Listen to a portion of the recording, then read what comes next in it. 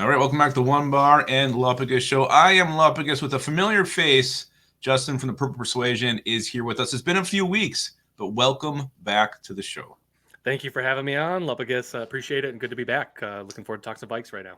Yeah, and it's a big anniversary for you guys. 1 year, just a couple days ago. 1 year on Sunday. It'll be Twitter. The cherry on top with the win was nice, but yeah, 1 year.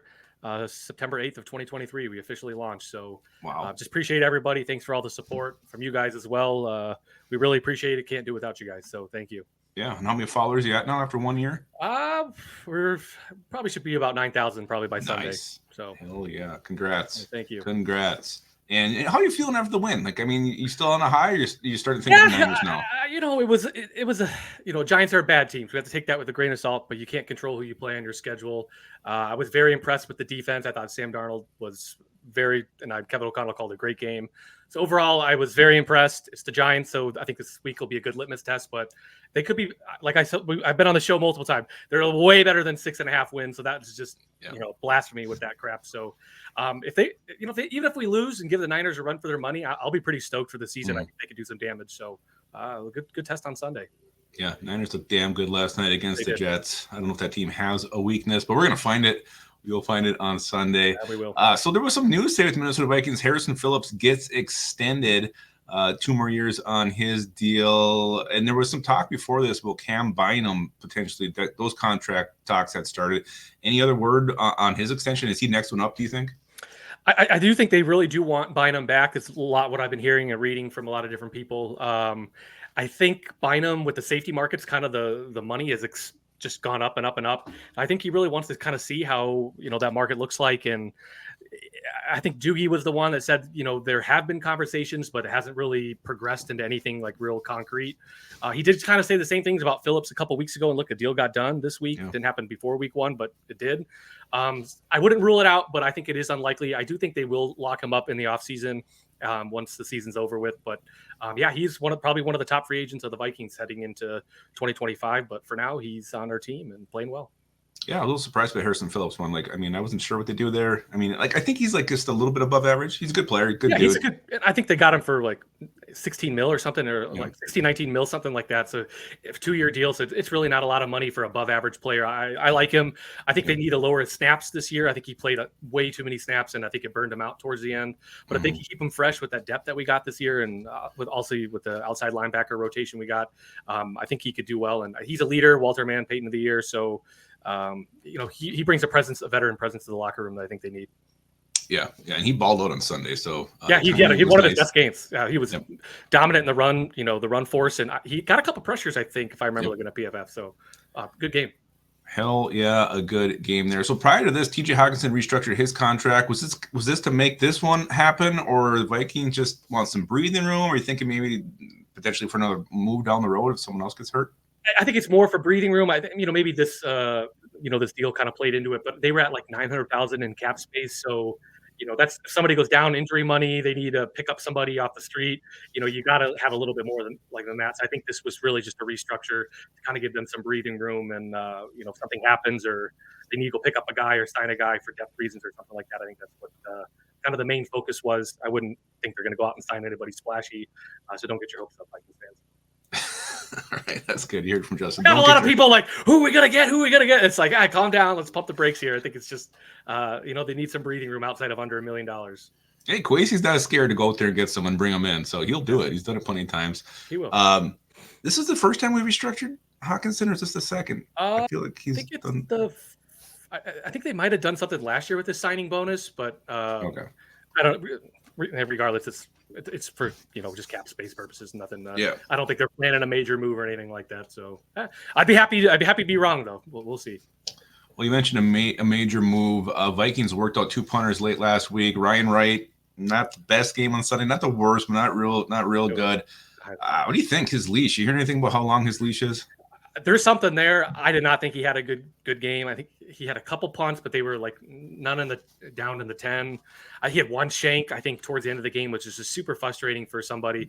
I really only think he's on this team because of his holding skills and his connection that he's got with the new kicker here we got with Will Reichard. So I think that's his main reason. They don't want to probably mess up that dynamic. But if I don't know. They're bringing in punters. They brought in like one or two, I think, in the last week. Two. Two punters, kind of no-name guys that have never really played too much in the NFL. But I think they're serious. One was just last week, and we'll see how. I think that usually on Tuesdays and Wednesdays they work out players. So maybe we'll see on the transaction wire if they work out anybody coming up here either later today or tomorrow. But they're obviously bringing in people even after the 53-man cuts.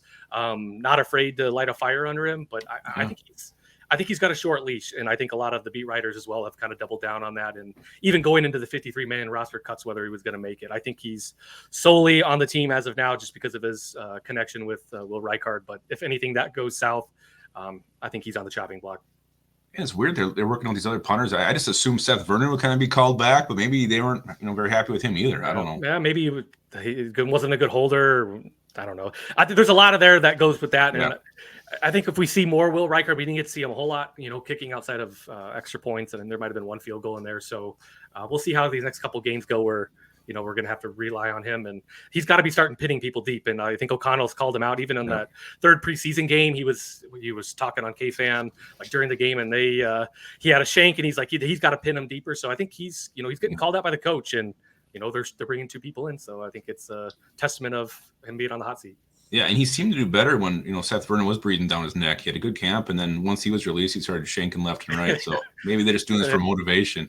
He had a good rookie year. Last year was bad, in my opinion. Yep. And I think he's off to a rough start again in 2024. Yep. All right. So I know you're not the red and gold persuasion. You're the purple persuasion. But Christian McCaffrey didn't play last night. And then Schefter came on prior to the game saying good chance he's not playing this Sunday against the Vikings. They play on turf. He mentioned that. And then George Kittle was on after the game. And, George Kittle's not someone who's going to break news, but he said, oh, yeah, Christian McCaffrey's playing basically. Are you hearing anything more on this? Have you heard anything else today with all your little? Yeah, I caught some wind. I was on Scott Van Pelt's show last night. I was watching it, so I was kind of filmed it. Apologize for the bad video quality. I was too lazy to go get it from my computer. Mm-hmm. But yeah, Kittle said he's expecting him to be back. He didn't even use words like or hopeful or whatever. It was like he's going to be back next week, and he's going to be the offensive player of the year type performance. I am very skeptical of him playing with an Achilles tendonitis this early. They prove that they probably don't really need him for at least for a while. You don't really want to be playing around with that. It did sound like it's the way that Kyle Shanahan kind of talked about it today, that it was actually kind of a lingering issue that he's had his whole career. So I don't know if he's in one of those like moments where it like flared up. I'm not a medical person or a doctor, but an Achilles tendonitis doesn't sound too great. I would honestly, I probably bet that he does not play on Sunday, just given how early it is in the season and there's not a lot riding on it. He did say, I think Shanahan said like, if it was a playoff game, he would play. But I think just week 2, they won last week. They're not in desperation mode. Yes, we are an NFC and North opponent, but it's not a division game either. I'd be pretty shocked if he does play. So we'll see. But they still got Debo. They got Trent Williams. They got Ayuk. Brock Purdy looked pretty sharp, I thought, yesterday. Defense, they got Bosa. So it's going to be a tough matchup with or without McCaffrey. But obviously, if he's out, that's probably good news for the Vikings. Well, and that Jordan Mason ran the shit out of the ball last night. So, he looked like a horse. So don't forget. Yeah, there was some injury topics going on with him. He was like saying like I do on Friday, but then there was a bunch of how he was like a late addition to McCaffrey was to the injury report. And then after the thing, he was like, the media was questioning me and I didn't know what to say when he was getting asked about it in the locker room. So maybe did they get penalized or something? Probably not, but something to keep your eye out, like low key. And see what happens. It probably won't be anything significant, maybe a fine or something. But yeah. I don't think you could tell the kid he's going to play, but it doesn't mean that or that he's going to start. It doesn't mean Christian McCaffrey's not going to play. Yeah. But I think that what they have and kind of what I've gleaned from everything, I don't think he's going to play McCaffrey. Yeah, I don't think so either. I'm going to believe Schefter over George Kittle any day of the week. He's hyped up. He's like, he's going to be back, And, the Niners are going to play he might play, he might not play. Maybe list him limited because I think now if you just step foot on the field, if you just stretch, you're considered a limited participant. So I think they'll milk it and maybe call him off like the day of. So the Vikings have to put some effort into game planning for him, kind of deviate their attention instead of fully on that Mason guy.